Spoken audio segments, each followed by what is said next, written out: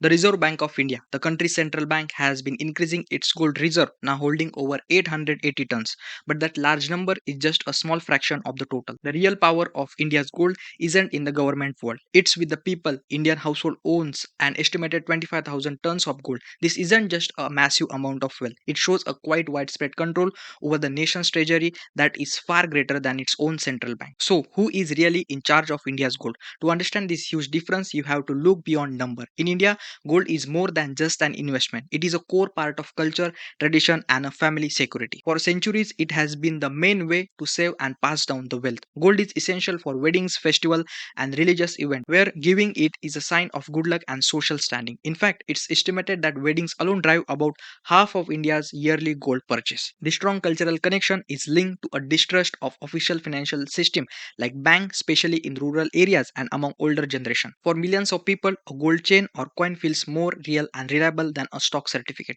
It is a personal safety net in case of rising prices or a sudden emergency. This is not a formal financial plan. It is the combined result of millions of families following old tradition that also happen to be a smart way to protect their future. With thousands of tons of gold stored in homes, why doesn't the government use it to improve the country's economy? It's not that easy due to a mix of practical and political challenges. First, the form of gold is a major problem. Most of its jewelry is in countless different designs spread across millions of homes. It isn't the standard easy to trade gold bar that a central bank uses. Trying to collect all of that personal, sentimental wealth would be an organizational nightmare. More importantly, the government cannot simply take the private property. Any strong attempt to take control of household gold would cause huge public anger and protest, destroying the trust it needs to govern. History provides a warning. The old Gold Control Act, which tried to limit gold ownership, failed and led to a large illegal market and smuggling. It showed that people would rather hide their gold than give it to the institution they don't completely trust. This led to a major contradiction in India's gold story. The country has a treasure chest worth trillions of dollars. Much of it is called idle wealth.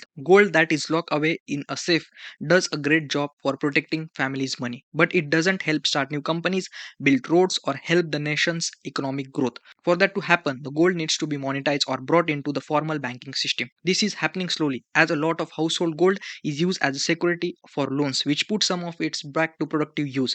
But unlike the RBI's official reserve, which can be used quickly to support the currency, the power of household gold remains with the people who owns it. It is a huge private supply that doesn't contribute to the nation's official financial strength. The Indian government and the RBI knows this. Instead of trying to control household gold, they are trying to gently encourage people to bring it into the official economy. Programs like gold monetization scheme and sovereign gold bonds are made for this purpose. At the same time, the RBI has been steadily increasing its own official reserve. In a significant move in 2024, it moved about 100 tons of its gold from UK back to India. This wasn't to compete with household, but to spread out its investment and protect against worldwide economic problem. A smart move many central banks are making. This is also another interesting change. For the first time in a quarterly period, Indian investor recently bought more gold for investment like bars and coins than for jewelry. This was driven by rising prices and the desire for safe investment, and it suggests the way Indian view gold may be starting to change. So who really controls India's gold? The answer is clear: